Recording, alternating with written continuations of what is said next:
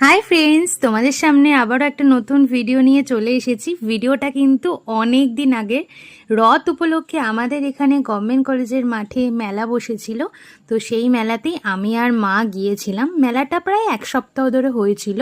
সেদিন তো সারাদিন বৃষ্টি হয়েছিল, তাই বিকেলের দিকে একটু বৃষ্টিটা কমলো, তাই আমি আর মা চলে গেলাম একটু মেলা দেখতে।